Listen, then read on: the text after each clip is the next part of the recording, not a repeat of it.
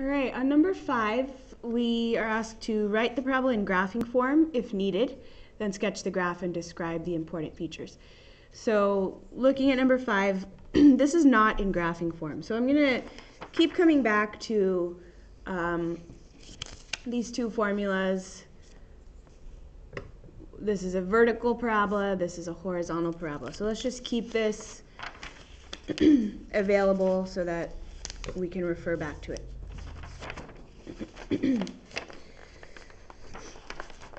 Okay, so in this specific problem, the x is being squared.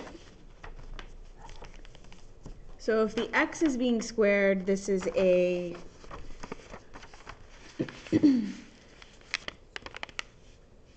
vertical parabola. So we want to first make sure this equation is in this form, graphing form. So let's go ahead and use our completing the square process. Okay, before you start using the completing the square process, we need to isolate the x squared and the 4x on one side of the equation. Everything else we'll put on the other side. So x squared minus 4x, let's move this over to the other side. So 4y plus 8 goes on the other side of our equation.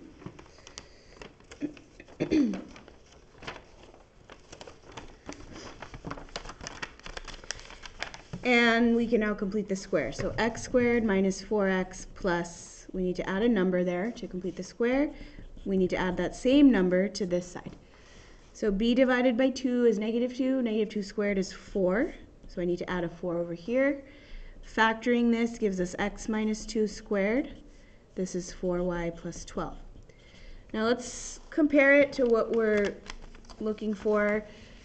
The equation we want to end up looking like this. So we need to isolate this y. Right now we just have the two sides of the equation flipped, which is totally fine. So let's isolate the y by subtracting 12. So x minus 2 squared minus 12 equals 4y. And then all we have to do is divide everything by 4. So we'll divide all of the terms by 4.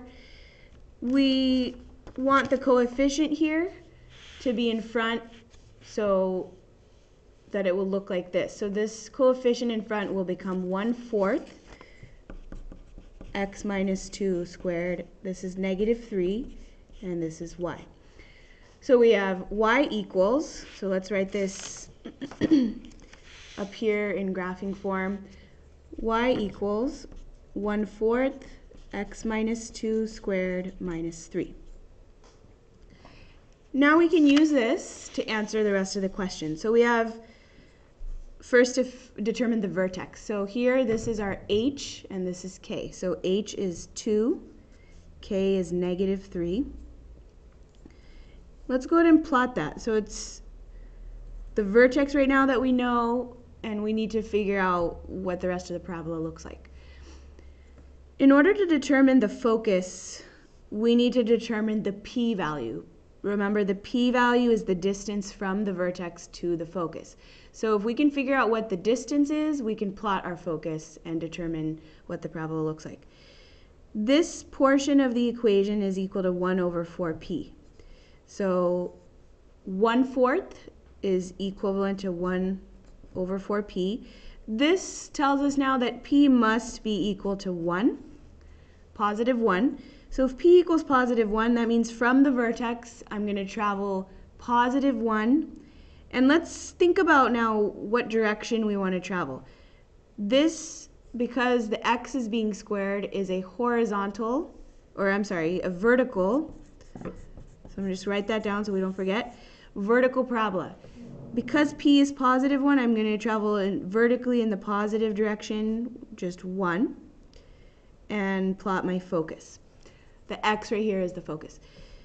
The directrix, so let's write down what the point is for the focus. This is at 2, -2. The directrix is equidistant from the vertex. So here we were at 1 away. Let's go -1 away to find the directrix. Directrix is always the equation of this line. So the equation of this line is y equals -4. So our parabola now opens up because our vertex is here, our focus is here. And the axis of symmetry is this dotted line here that splits the parabola in two halves. So x equals 2 is the equation of the axis. We already determined the p-value. I'm just going to write that right here.